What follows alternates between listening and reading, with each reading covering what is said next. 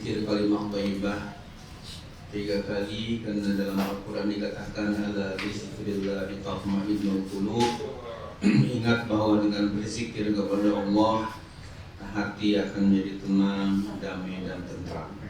Kita baca 3 kali. Subhanallah walhamdulillah wa la ilaha illallah wallahu akbar. Subhanallah walhamdulillah wa la ilaha illallah wallahu akbar. Subhanallah walhamdulillah wa la ilaha illallah wallahu akbar. Alhamdulillah, alhamdulillahilladzi arsala rasulahu bil huda wa dinil haqq liyuzhirahu 'ala ad-dini kullih walau karihal kafirun wa karihal musyrikun wa karihal munafiqun. Rabbi a'udzubika min hamazati syayatin wa a'udzubika rabbi an yahdurun. Subhanaka la 'ilma lana illa ma 'allamtana innaka antal 'alimul hakim. Rabbi shrah li sadri wa yassir li amri wa hlul 'uqdatam min lisani yafqahu qawli. Rabbi yassir wa la tu'assir ya karim. Amma ba'd. Yang saya hormati tentunya segenap pimpinan dan karyawan-karyawati dari grup yang saya banggakan. Mudah-mudahan semuanya mendapatkan curahan rahmat, ridha dan maghfirah dari Allah Subhanahu wa taala. Selain mendapatkan ilmu-ilmu yang banyak dan bermanfaat, juga mudah-mudahan dengan thalabul ilmi seperti ini Allah memberikan derajat yang tinggi kepada kita dan dosa-dosa kita dihapus oleh Allah Subhanahu wa taala. Amin. Ya Allah ya Rabbal alamin. Hadirin hadirat yang dimuliakan Allah, sebelum kita membaca umul kitab surah Fatihah, barokah, mudah-mudahan barokah surah Fatihah, ilmu yang kita kaji walaupun tidak begitu lama, tapi mudah-mudahan ilmu ini bermanfaat, penuh keberkahan dari Allah Subhanahu wa taala. Juga yang kurang sehat, baik yang ada di sini atau keluarga kita di rumah, mungkin juga ada di rumah sakit, kita doakan mudah-mudahan disembuhkan kembali segala penyakit. Yang telah meninggal dunia dari keluarga kita, saudara kita, teman kita, karyawan kita, mudah-mudahan semuanya min ahlul khair, mudah-mudahan diterima iman Islamnya dan dimaafkan segala kesalahan dan kekurangan. Yang sedang usaha Allah mudahkan usahanya, yang sedang belajar putra putri kita mudah-mudahan sukses dan belajarnya. Yang sedang berjuang dan Allah sedang pesantren Darus Shalihin dan berjuang dimudahkan oleh Allah. Dan yang ada punya utang mudah-mudahan cepat kebayar utang.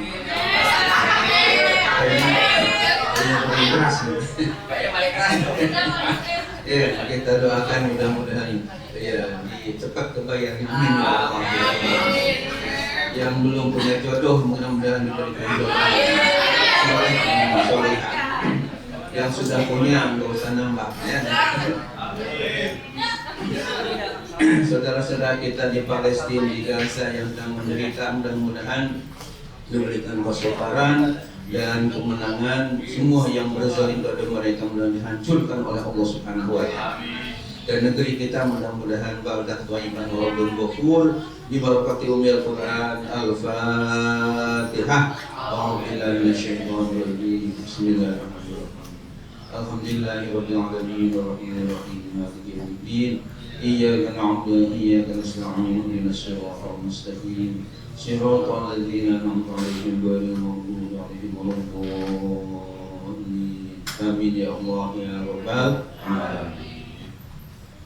Hadirin hadirat yang saya muliakan, karena suasana bulan Maulid, bulan dilahirkannya junjungan kita Nabi besar Muhammad sallallahu alaihi wasallam, maka dalam kajian pada bulan ini saya ingin mengungkapkan sekilas mengenai kemuliaan Nabi Muhammad SAW dan bagaimana kita untuk menjadi pengikut setia Nabi kita Muhammad SAW.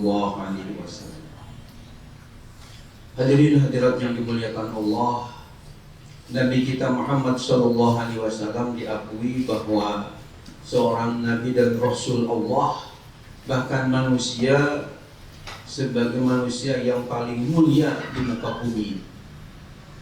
Ini sudah disepakati oleh para ulama, tidak ada yang ikhtilaf, tidak ada hilafiah tentang Nabi kita Muhammad itu adalah manusia yang paling mulia di seluruh dunia. Istilahnya sudah sepakat dari mulai Masyrik sampai ke Maghrib, dari Maroko sampai ke Maroke, dari Den Haag sampai ke Depok, ya semuanya sama sepakat bahwa Nabi kita adalah Nabi yang paling mulia. Tanda-tanda atau ciri-ciri Nabi kita Muhammad SAW mulia. Sebagai dalilnya, Bapak Ibu yang dirahmati Allah, kita bisa baca dalam Al-Quran, kita bisa lihat dalam Al-Quran apa saja kemuliaan beliau yang beda dengan manusia biasa seperti kita. Yang pertama bahwa ketika Allah Subhanahu wa Ta'ala menyeru kepada beliau, istilah bahasa Arabnya ketika ada khitab atau nida itu panggilan, khitab itu seruan. Tidak pernah di dalam Al-Quran sekalipun atau sekali saja tidak pernah langsung manggil kepada nama. Saya sudah teliti karena alhamdulillah waktu saya kuliah S1 dulu di PTIK Jakarta, karena semua mahasiswanya wajib hafal Quran, yakni hafal Quran 30 juz, bukan hafal Quran juz 30 ya. Kalau juz 30 juz amat. Ini 30 juz wajib hafal, kalau nggak hafal tidak akan lulus ya kuliah. Jadi kita teliti dari awal sampai akhir Al-Quran, tidak pernah ada di dalam Al-Quran yang misalnya seperti ya Muhammadu, wahai Muhammad, itu tidak pernah. Tapi kalau ke nabi-nabi dan rasul-rasul yang lain kita temukan banyak. Misalnya kepada Nabi Adam alaihissalam sebagai katakanlah Abul Bashar, bapak moyang manusia. Di dalam surah Al-Baqarah saja sudah kita temukan ya Adam uskun anta wa zawjuka al-jannah. Wahai Adam, diamlah kamu dan istrimu di dalam surga. Jadi ya Adam, wahai Adam. Demikian juga kepada Nabi Daud, misalnya ya Dawud inna ja'alnaka khalifatan fil ardi. Wahai Daud, sungguh kami telah menjadikan kamu sebagai khalifah, pimpinan di muka bumi. Kepada Nabi Musa, demikian juga ya Musa inni stafaituka birisalati wa bikalami. Jadi langsung kepada nama. Nabi Isa juga demikian, ya Isa bin Maryam, banyak kita temukan dalam Al-Quran. Tapi kepada Nabi Muhammad SAW tidak pernah satu kali pun ada kata-kata ya Muhammad, wahai Muhammad, tidak pernah. Justru yang kita temukan kalau kepada Nabi kita itu gelar yang dipanggil. Misalnya gelar Nabi dalam surah Al-Ahzab ayat 59, Allah berfirman, ya ayyuhan nabi qul li azwajika wa banatika wa nisa'il mu'minin. Ya, jadi ya ayyuhan nabi, wahai nabi. Walaupun nabi itu jumlahnya banyak, tapi sepakat ahli tafsir bahwa yang dimaksud dengan nabi di sini adalah Nabi kita Muhammad SAW, karena turunnya Al-Quran kepada beliau. Dan kata an-nabi itu ada alif lam, disebutnya alif lam ta'rif, makrifat, bukan nakirah. Jadi ada kekhususan dalam Alfiyah Ibnu Malik yang kurang lebih 1000 bait yang waktu di pesantren saya harus menghafal. Di situ dikatakan al-harfu ta'rifin awil mufaqqat panamatun arafakul fihi namat. Jadi dengan ya ayuhan nabi, wahai nabi, maksudnya adalah wahai Nabi Muhammad sallallahu alaihi wasallam. Kadang-kadang digunakan gelar Rasul. Misalnya dalam surah Al-Maidah ada firman Allah, Ya ayyuhar Rasul, balligh ma unzila ilaika min rabbik. Wahai Rasul, sampaikanlah wahyu yang telah aku sampaikan atau berikan kepadamu, dan seterusnya. Jadi kata-kata di situ seruannya bukan ya Muhammad, tapi ya ayyuhar Rasul, wahai Rasul.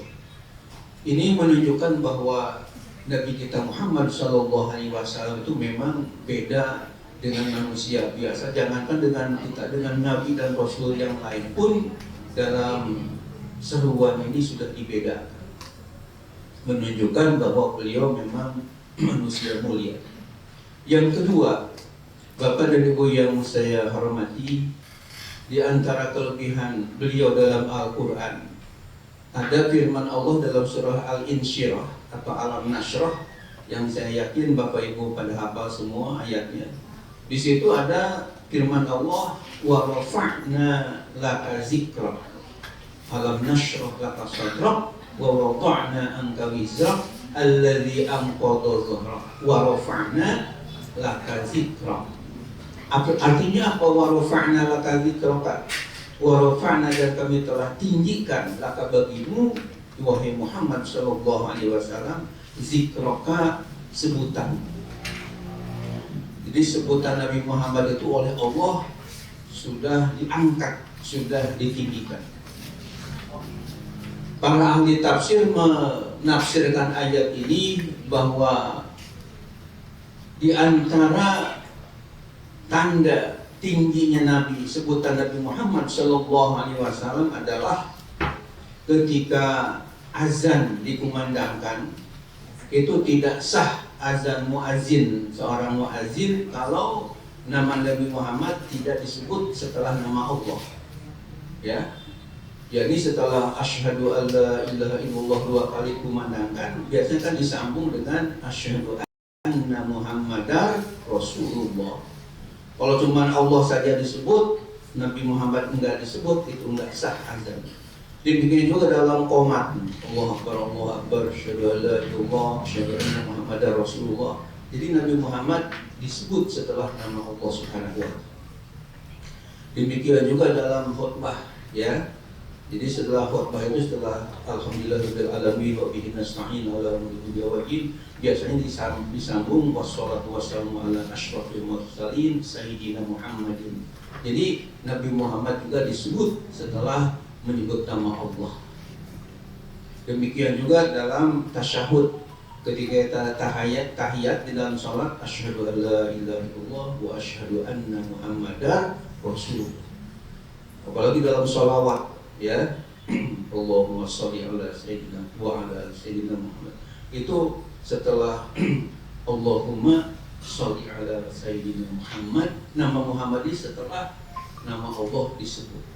Jadi artinya beliau itu namanya selalu digandengkan dengan Allah Subhanahu wa ta'ala. Bahkan kalau kita lihat di masjid, ya, di dekat mihrab misalnya, itu biasanya di sebelah kanan ada tulisan Allah, nah sebelah kirinya itu ada ya tulisan kaligrafi nama Muhammad Sallallahu Alaihi Wasallam. Saya terus terang belum pernah melihat, walaupun misalnya di masjid mana saja, termasuk Masjid Kubah Emas yang punya Dian Al-Mahdi di Depok, atau sekarang ada masjid di Tapos, itu Masjid At-Tahir, atau di Jawa Barat ada Masjid Al-Jabar, ya, di Bandung. Belum pernah saya melihat sebelah kanan Allah, kemudian sebelah kirinya yang bangun masjidnya gambarnya, ya, atau disebut nama di sini. Itu tidak pernah. Kenapa? Karena enggak selevel dengan Allah Subhanahu wa ta'ala. Tapi kalau Nabi Muhammad SAW rupanya digandengkan. Ini menunjukkan bahwa sebutan Nabi begitu mulia karena ditinggikan oleh yang maha mulia, yakni Allah Subhanahu wa ta'ala.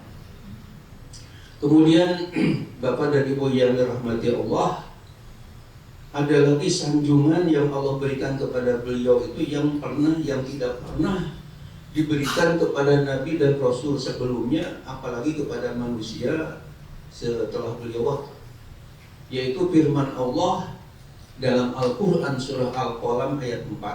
Surah apa? Al-Qalam ayat 4. Di situ ada firman Allah, A'udzubillahi minasyaitonir rajim, bismillahirrahmanirrahim. Wa innaka la'ala khuluqin 'azim. Wa innaka, dan sungguh engkau Muhammad, la'ala khuluqin 'azim, sungguh adalah manusia yang punya akhlak yang agung. Kata azim ini, Bapak dan Ibu yang terhormat, biasanya disematkan kepada Allah sendiri. Misalnya ketika kita habis baca Al-Quran, adabnya biasanya kita membaca Shadaqallahul Azim. Setelah selesai baca Al-Quran, misalnya selesai baca Wadduha, wa amma bi ni'mati rabbika fahaddits, ya biasanya Shadaqallahul Azim. Nah, kata azim ini disematkan kepada atau sifat daripada Allah. Shadaqallah itu artinya maha benar Allah, Al-Azim yang maha agung. Yang maha agung itu Allah, ya, Shadaqallahul Azim. Akan tapi kaitan dengan masalah akhlak, rupanya Allah Subhanahu wa taala menyanjung kepada Nabi Muhammad SAW tidak cukup dengan menyatakan akhlaknya bagus. Kalau bagus bahasa Arabnya hasan biasanya, ya. Di dalam hadis riwayat Imam Tirmizi dari sahabat Mu'adz bin Jabal, ada hadis yang saya hafal bunyinya, ittaqillaha haitsu ma kunta wa ati sayyatal hasanata tamhuha wa khaliqin nasa bi khuluqin hasan. Artinya ittaqillah haitsu ma kunta, bertakwalah Anda kepada Allah di mana saja Anda berada. Wa atbi'is sayyi'atal hasanata tamhuha, ikutilah keburukan dengan kebaikan, maka kebaikan ini akan menghapus kepada keburukan. Wa khaliqin nasa bi khuluqin hasan, dan kamu harus bergaul dengan manusia dengan akhlak yang bagus.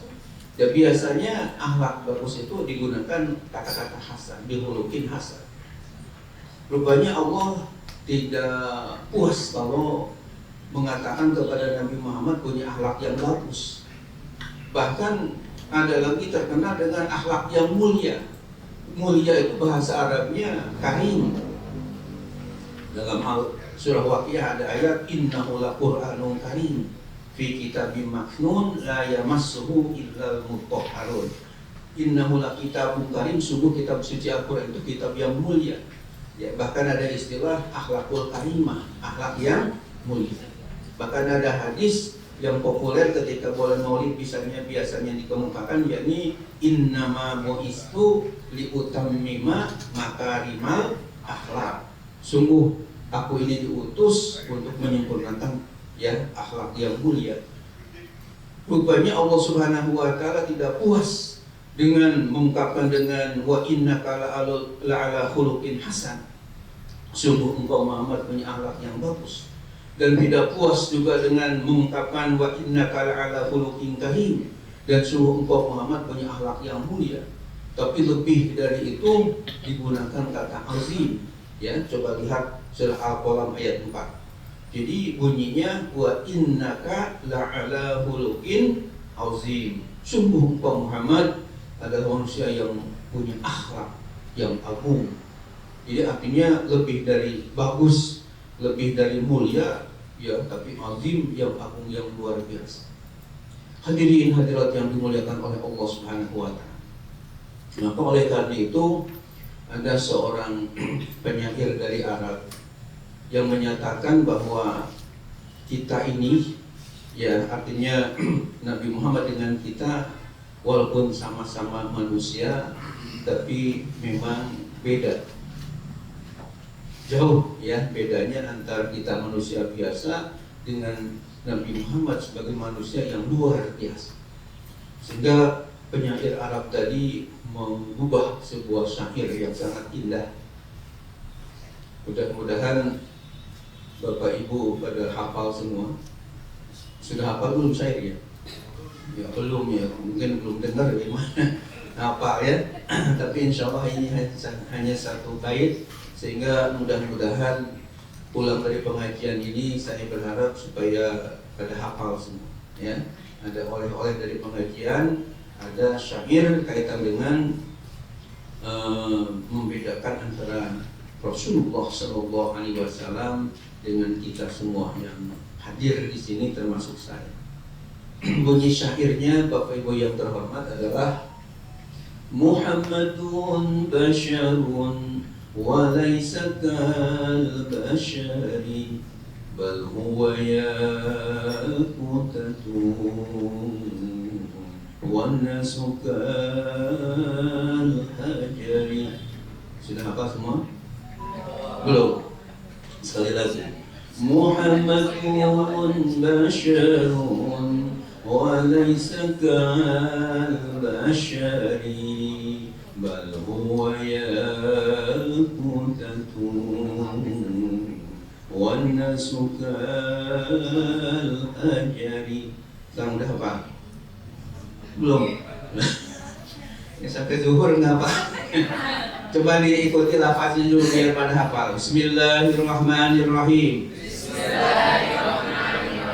Muhammadun basyarun wa laisa kal basyari bal huwa yaqutatun wan nasu kal hajari. Sekali lagi. Muhammadun basyarun wa laisa kal basyari bal huwa yaqutatun wan nasu kal hajari. Ya, udah hafal semua insyaallah ya. Kalau sudah hafal kita bareng-bareng dilakukan tadi. Muhammadun basyarun wa laysa kal basyari bal huwa yaqutatun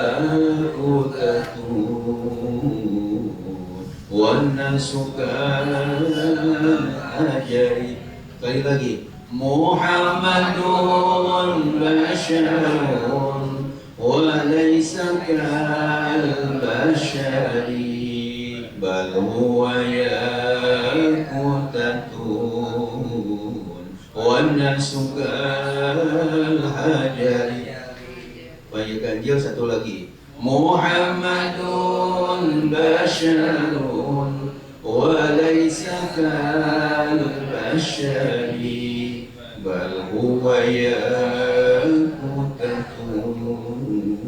wan nasu kal hajari. Enak enggak? Ya, mudah-mudahan hafal semua.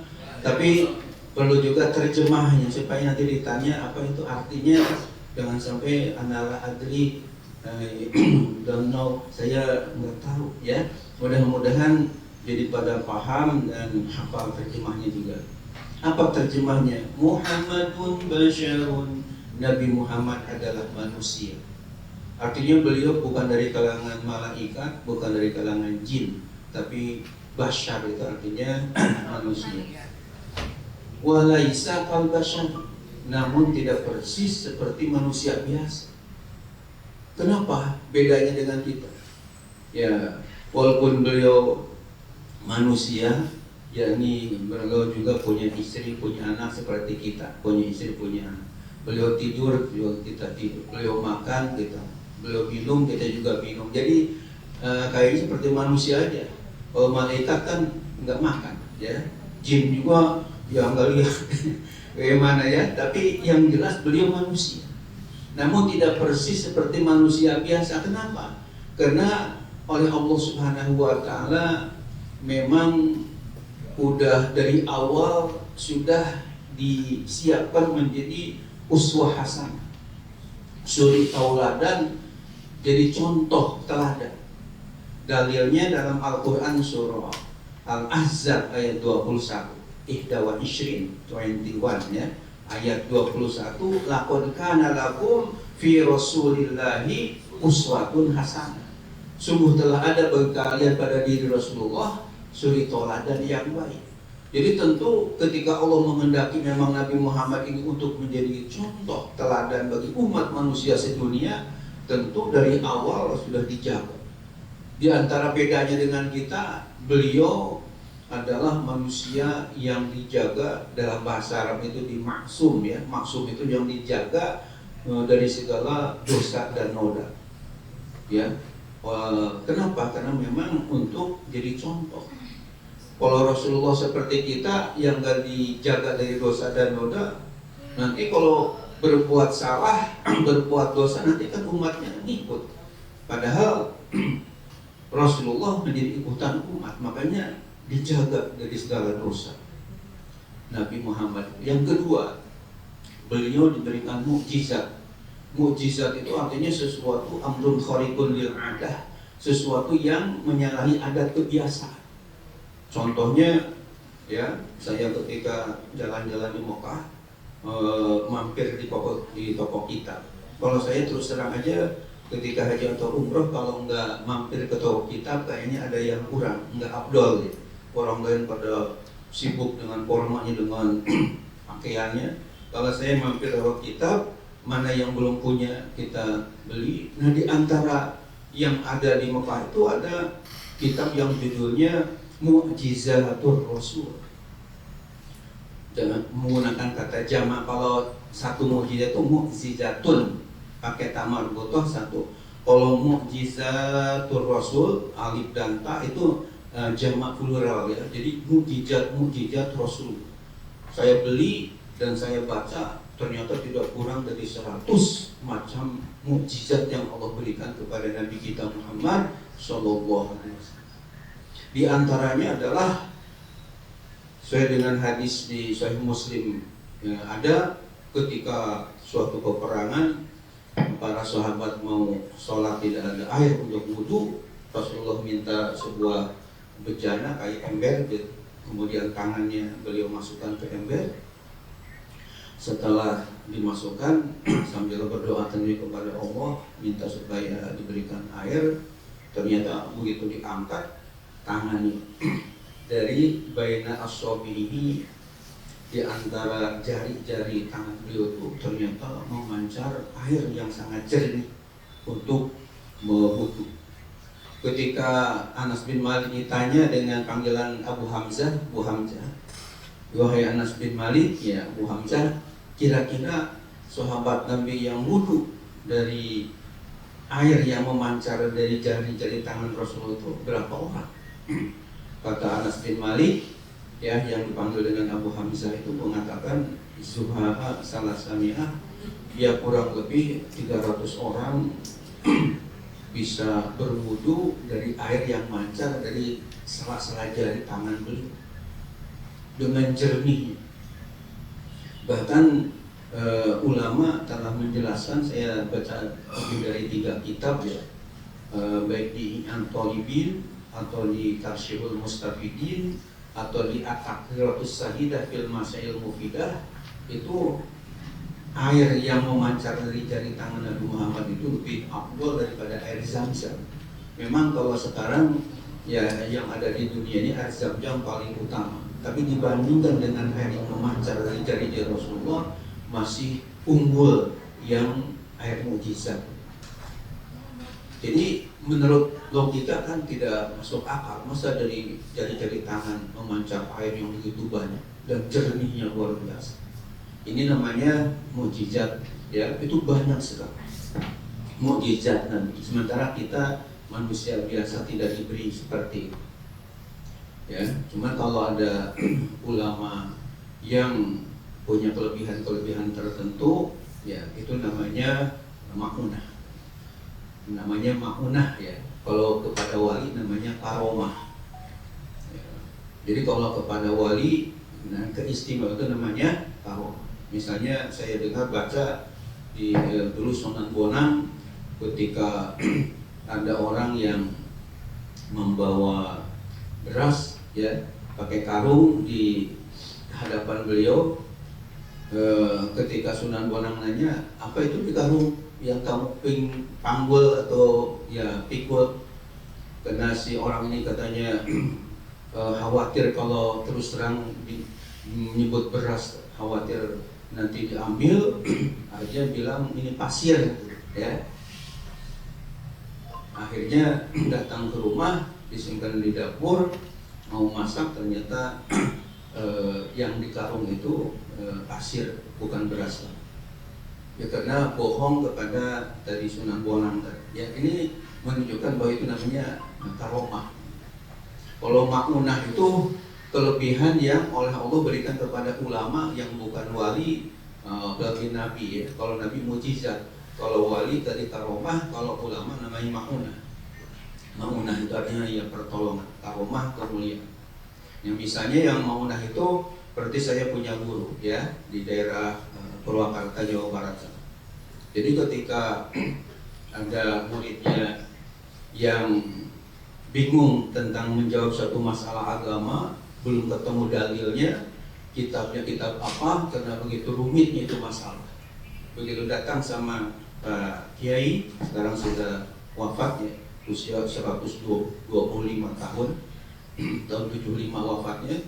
Itu ketika datang sama Kiai tadi, belum dikemukakan permasalahan yang ada di dalam ya hatinya yang datang muridnya tadi. Tapi Kiai yang punya rumah, Kiai Sepuh tadi berkata bahwa Anda datang ke sini ada masalah, ya. Masalah yang Anda perlukan ini sebenarnya ada di kitab ini, ya, ini penjelasannya ada di dalam halaman sekian. Sehingga tamu tadi merasa bingung karena belum dikemukakan permasalahan, tapi kiai yang di rumah tadi sudah tahu, gitu, ya, apa yang mau dikemukakan. Ini namanya kelebihan seperti ini, namanya ya maunah. Tapi kalau ada orang yang tidak sholat, tidak ibadah, tapi ada kelebihan-kelebihan tertentu, ya, ada keistimewaan, tapi dia tidak mau ibadah kepada Allah, kerjanya hanya tidur, tapi ada kelebihan. Itu namanya istidraj, namanya istidraj, ya, sesuatu yang Allah sumput, istilahnya tidak diridhoi oleh Allah Subhanahu wa Ta'ala. Dan Nabi Muhammad SAW ini diberikan mukjizat, kita tidak. Sementara beliau juga Bapak dan Ibu yang dirahmati oleh Allah Subhanahu wa Ta'ala, di antara kelebihannya beliau adalah dari segi ya fisiknya, keringatnya juga beda dengan kita. Di dalam kitab Rawi Barjanji dikatakan wa araquhu kal miski. Air keringatnya aja seperti minyak kasturi, begitu harumnya luar biasa. Sementara kita manusia biasa air keringatnya asam, ya. Beda dengan Nabi kita Muhammad Shallallahu Alaihi Wasallam. Makanya di akhir bait tadi dikatakan bal huwa yaqutatun wa nasukal hajat. Akan tapi beliau ini ibarat intan berlian yang harganya mahal sekali, sementara kita manusia biasa seperti batu hitam yang ada di kali. Jadi bedanya beliau seperti intan berlian, sementara kita seperti batu hitam, ya, yang ada di kali, tentunya nilainya jauh sekali. Hadirin hadirat yang dimuliakan oleh Allah Subhanahu wa Ta'ala, ada 10 menit lagi, ya. Tentunya kita tidak hanya kagum kepada ya Nabi kita Muhammad Shallallahu Alaihi Wasallam yang memang dimuliakan oleh Allah, ditinggikan oleh Allah. Akan tapi kita tentunya bagaimana bisa mengikuti jejak langkah dari Nabi kita Muhammad Shallallahu Alaihi Wasallam, menjadi pengikut setia kepada beliau. Di antara tanda orang yang mengikuti jejak langkah beliau, setia kepada beliau, minimal ya paling tidak ada 3 lah cirinya yang perlu kita teladan. Dan 3 macam ini terungkap dalam Al-Quran, surah Al-Fath ayat 29. Surat apa? Al-Fath, ya, ayat 29 atau ayat terakhir. Di dalam Al-Quran surah Al-Fath ayat 29 atau ayat terakhir. Allah berfirman, A'udzubillahi minasyaitonirrajim. Bismillahirrahmanirrahim. Muhammadur Rasulullah walladzina ma'ahu asyidda'u 'alal kuffari ruhama'u bainahum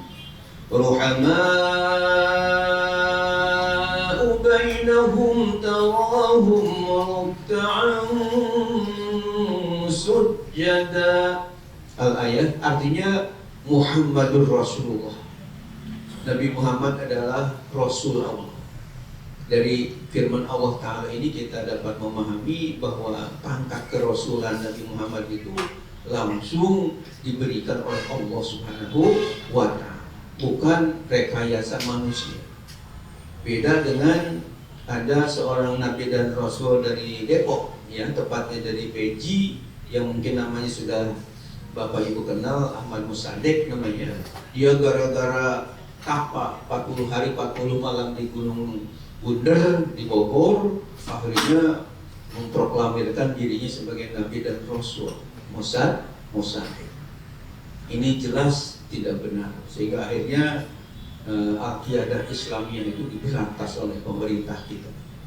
Kemudian saya dengar ada lagi ngaku Nabi dan Rasul dari Ranca Ekek di Bandung namanya Sayuti. Ini juga nggak benar sama sekali. Bahkan saya dengar di Brebes sana ada ngaku Nabi dan Rasul yang namanya Tugimin, ya. Ini sama sekali nggak benar dan nggak enak kedengarannya. Kalau sholawat kepada Nabi Muhammad kan enak. Allahumma sholli ala Muhammad ya Rabbi sholli alaihi wasallim. Tapi kalau Tugimin, Allahumma sholli ala Tugimin, ya, nggak enak sama sekali. Itu ada yang ngaku-ngaku, jelas kita tidak boleh percaya. Karena wa khataman nabiyyin Al-Ahzab ayat 40 dinyatakan Rasulullah itu penutup semua para nabi. Sehingga kalau misalnya ada yang datang ke sini, walaupun katakanlah bahasa Arabnya fasih, walaupun misalnya pakai udeng-udeng kayak ya, kayak gelembing Vespa, ya, atau misalnya janggutnya nyengser ke bawah tanah, tapi kalau dia ngaku-ngaku sebagai Nabi dan Rasul, kita wajib untuk menolak, karena bertentangan dengan firman Allah surah Al-Ahzab ayat 40, maka Muhammadun aba ahadi min rijalikum walakin Rasulullah wa khataman nabiyyin. Jadi Nabi Muhammad adalah Rasul Allah dan penutup semua para nabi. Artinya setelah Nabi Muhammad itu enggak ada nabi, yang ada pewarisnya, yaitu al-ulama warasatul anbiya. Para ulama lah pewaris para nabi. Kalau nabinya sendiri sudah enggak ada. Hanya sekarang ini yang ada sampai hari kiamat insya Allah pewarisnya yang bernama ulama. Hadirin hadirat yang dimuliakan oleh Allah Subhanahu wa Ta'ala.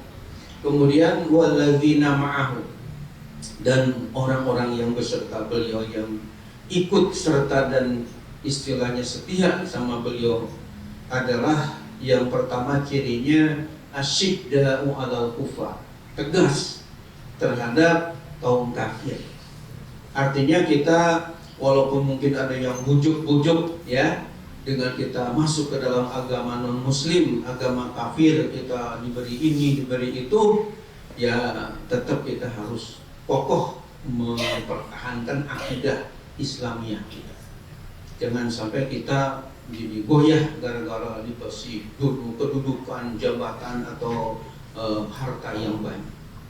Ya, hadirin hadirat yang dimuliakan oleh Allah Subhanahu wa Ta'ala. Dan ketika non-muslim seperti Paus datang ke sini, ya kalaupun misalnya bertamu, kita yang wajar-wajar aja sebagai penghormatan kepada tamu, karena memang menghormat tamu juga ada ajaran Islam Dan Nabi Muhammad bersabda, "Man kana yu'minu billahi wal yawmil akhir falyukrim dhaifah." Barang siapa yang beriman kepada Allah dan hari akhirat, hendaklah memuliakan tamu. Dan memang tamu siapa aja yang datang ya harus kita hormat. Namun jangan berlebihan sampai dicium-ciumin keningnya dan sebagainya. Itu saya kira kebablasan toleransi. Tidak perlu seperti itu, ya. Apalagi misalnya kita sebagai umat Islam yang hanya harus punya izzul Islam wal muslim. Umat Islam itu punya izzah, itu artinya punya kemuliaan yang lebih daripada mereka. Di dalam Al-Quran dikatakan, wala tahinu wala tahzanu wa antumul a'launa in kuntum mu'minin, surah Al-Imran. Artinya wala tahinu, dan kalian janganlah merasa hina. Wala tahzanu, dan kalian tidak boleh merasa sedih. Wa antumul a'laun, kalianlah orang yang paling tinggi derajatnya. In kuntum mu'minin, jika kalian benar-benar beriman. Jadi artinya kalau kita beriman sebagai umat Islam ini justru punya derajat yang lebih tinggi dari mereka. Tidak istilahnya seperti merendahkan kepada orang-orang kafir. Yang kedua, selain asyidda ala kufar, ya, tegas, keras terhadap orang kafir, juga yang kedua cirinya ruhama ubainahum, hendaknya saling sayang menyayangi di antara mereka sesama umat Islam. Jadi ciri orang yang mengikuti jejak langkah beliau, setia kepada Nabi Muhammad SAW, yang ingin diaku sebagai umatnya, ruhama ubainahum, harus ada saling sayang menyayangi di antara mereka.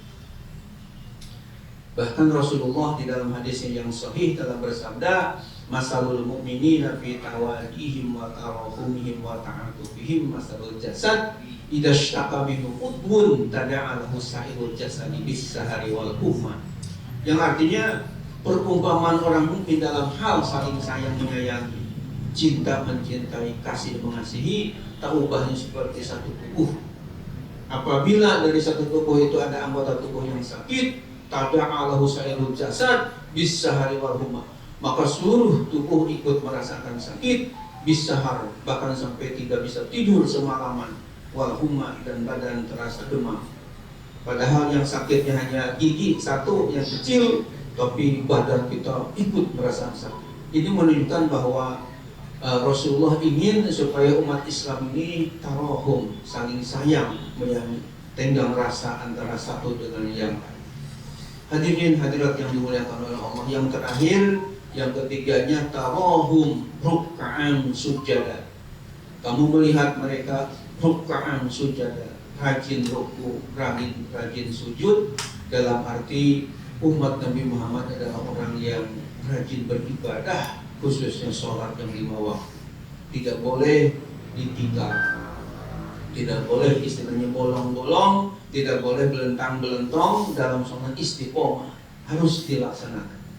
Jangan sampai ada istilah Islam KTP, di KTP-nya agama Islam, tapi kelakuannya ibadahnya malas kepada Allah Subhanahu wa Ta'ala. Apalagi sampai berani meninggalkan yang 5 waktu ini, jangan sampai terjadi. Khususnya di karyawan-karyawati NRA ini, mudah-mudahan pada soleh-solehah semua. Amin. Jangan sampai ada nasyid yang menyindir. Di dalam nasyid itu artinya nyanyian Islami, isinya dakwah. Kita dengar menyindir kepada yang malas ibadah sholat. Dalam syair itu dikatakan, dalam nasyid itu dikatakan, subuh kesiangan, zuhur kerepotan, asar di perjalanan, maghrib kecapean, isya ketiduran. Ya. Sekali lagi, subuh kesiangan, zuhur kerepotan, asar di perjalanan, maghrib kecapean, isya ketiduran. Ya, ada yang nambah, tahajud kebablasan. Akhirnya nggak ada waktu untuk sujud kepada Allah Subhanahu wa Ta'ala. Minta kita didengar dan dikabul oleh Allah Subhanahu wa Ta'ala. Amin ya Allah. Allahumma shalli ala sayyidina Muhammadin syafi'ina wa lana Muhammad Wassalamu warahmatullahi wabarakatuh. Wassalamu Rasulillah ajma'in. Amin. Bismillahirrahmanirrahim. Alhamdulillah.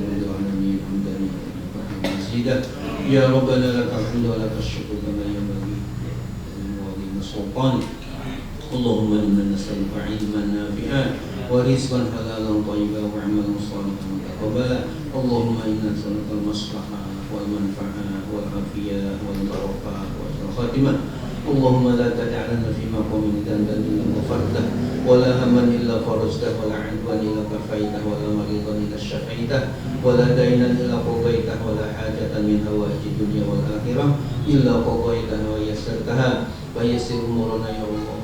Yassir umurana ya Allah, yassir umurana ya Allah bi rahmatika ya arhamar rahimin. Rabbana ighfir lana wa li walidayna warhamhuma kama rabbayana shaghira wa li jami'il muslimin wal muslimat wal mu'minin wal mu'minat al ahya minhum wal amwat innaka sami'un qaribun mujibud da'wat wa ya qadiyal hajat. Rabbana hab lana min azwajina wa dhurriyyatina qurrata a'yun waj'alna lil muttaqina imama. Rabbana atina fid dunya hasanah wa fil akhirati hasanatan wa qina adzaban nar. Wa sallallahu ala sayyidina Muhammadin sallallahu alaihi wasallam. Subhana rabbika rabbil izzati amma yasifun wa salamun alal mursalin walhamdulillahi rabbil alamin. Terima kasih. Akhirul kalam. Assalamualaikum warahmatullahi wabarakatuh.